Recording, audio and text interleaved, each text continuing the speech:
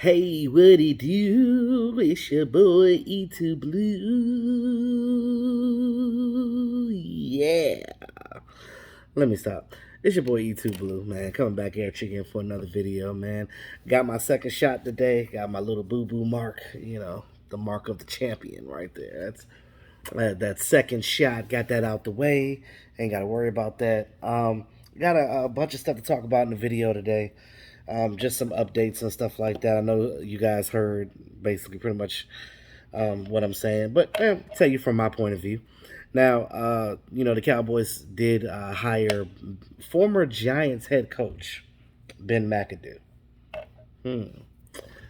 Uh, you guys remember Ben McAdoo when he was the Giants head coach for 2 years, short stint.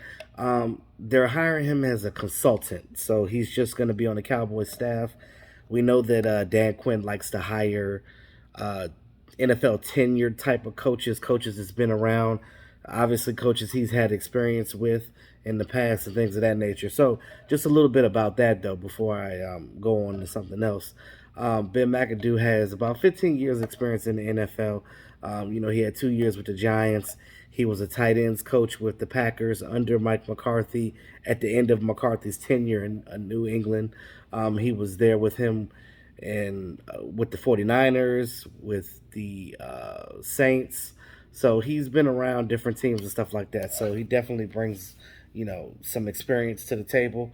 As far as him being a consultant for the team, I don't know exactly what that is or what he's going to do. Um, consult, consult. Yeah. So that's pretty much it. Now, it's interesting because I didn't realize like how many people that Mike McCarthy actually worked with in the league. Like it's crazy. Like, that's why I tell people all the time when you do a job, you never know who you work with or who you used to work with, what position they're going to be in the future, and what position you're going to be in your life where that person can help you get a better position as far as money wise. That's why you never burn bridges. That's why you always keep networking and keeping things at base with people because if you got a problem with everybody that you get in contact with, you're never gonna succeed in life. So that's that. Now on to the meat. So the Dallas Cowboys started their OTA practices. We know that they did their rookie mini camp last week, just to get a little appetizer, a little taste of what these rookies got. Now the whole team has joined in. There's a video out there of Dak Prescott walking on the field, just walking, just looking good out there with that surgically repaired ankle. Um, you know, really no setbacks or anything with that. He's just out there, just walking, just doing this thing. He's throwing passes, backpedaling, but again, they're not rushing anything with him. He's just out there practicing, just getting his chops wet. Just getting used to being back out on the field and stuff like that. Because you got to get your body used to that training, and because what you don't want to do is go out there cold and then end up breaking something else. But again, him coming out there and just gaining his confidence back on that ankle and just running around and just doing slight stuff just to help himself out in that aspect is definitely gonna bode well going into training camp. Now we know that Mark Cooper had, you guys know that he had his surgery done on his foot early in the off season, like right after the season ended. So they're bringing him back slowly and stuff like that. So you're probably not going to see him much in team portions. But it's good because it'll give the other younger wide receivers out there some more practice time with the ones and things of that nature, especially Simi Fihoku. He's definitely going to get that opportunity to get out there with the ones and twos. So, um, Trayvon Diggs, his second year. So you look at Trayvon Diggs, and not just him, but every other second year player on this team. Understand that what they're doing right now with OTAs didn't happen last year. So everybody on this team that is a second year player for the Dallas Cowboys or just in the league period has not had OTAs. So this is a first for them. So Trayvon Diggs is out there for the first time preparing for a season. Although Trayvon Diggs did have a decent year, he had his ups and downs. He got burnt a couple times, but again, he was learning on the job, and then he was learning with a terrible defensive coordinator that we had last year. So you add all of that, and he still had 3 interceptions. So imagine Trayvon Diggs playing on this team with a full off season, preseason, being able to just prepare himself fully in the off season with a better defensive coordinator as well. I think this defense is going to be much, much better, mounds and mounds better than what they were last year, just off of the strength of them being able to prepare for what they're going to endure in the regular season. So I mean, it's just a simple point of them just out there practicing, doing what they need to do. That's the biggest thing for me. Um, Demonte Kazee was out there. Demonte Kazee, Keanu Neal. We know that both of them had injuries in the past as well when they were with the Falcons. They were out there running around looking like they're good and ready to go. So that's a good sign to see as well. You want to see your team out there ripping and running and doing what they need to do. Not doing too much though, but just enough to just get their feet wet.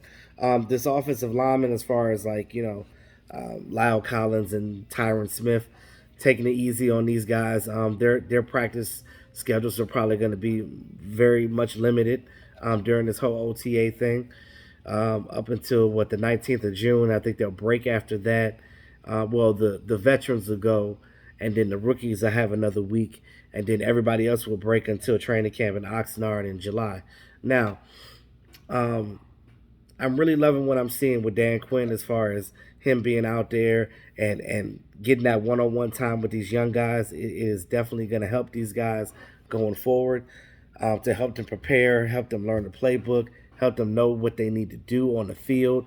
Because I'm gonna tell you, like the biggest thing last year, we were getting gashed at that middle in the run. These having Quentin Bohanna and having good 1 and 3 technique players is going to definitely help you, and people outside knowing what they're doing, and on the inside, not thinking too much. So the less you're thinking, the more you can react. So you can not hesitate and make that play. Even if you make a mistake, it's better to make a mistake at full speed than half-ass it and still make the mistake, because it's just almost like, well, you didn't know what you were doing and you really didn't even put effort. So it's all about the effort. It's all about seeing what they can do. We know that injuries are inevitable, but we don't want that. But we want to make sure that these guys are out there healthy, especially the quarterback. Keep Dak upright. That is the narrative of this whole offseason. Keep Dak upright. Make sure your quarterback is out there doing what he. And I think Dak is excited. You see him out there. He's fired up. He's ready to go. He said himself, if he had to play a game tomorrow, he would. Now, shoot, Mike McCarthy might have to pull the reins back on him a little bit just so he doesn't do too much, because you want him out there. Even Zeke Elliott, you've seen him in his workout program in the offseason, how he was out there getting it and stuff. These players are ready to go. A lot of these Dallas Cowboy players, these core players, they live in the area. So they're at the facility all the time. They're showing Mike McCarthy, hey, look, we're all in, we're focused, we're ready to go. Just lead us. What you need us to do. You know what I mean? Like, that's pretty much how I feel about that. Now, I'm I'm happy to see OTAs, because again, last year with COVID, we didn't see much. We didn't see a lot of anything, and it sucked. It really sucked. Hopefully this year there's going to be more fans in the stands, as more people get their vaccines. Because I know, shoot. Speaking of that, got to get my card out my car. So now that I'm fully vaccinated, I'm good to go. I got my card, boom, ready to go. So we'll see what happens. So what else did I want to say?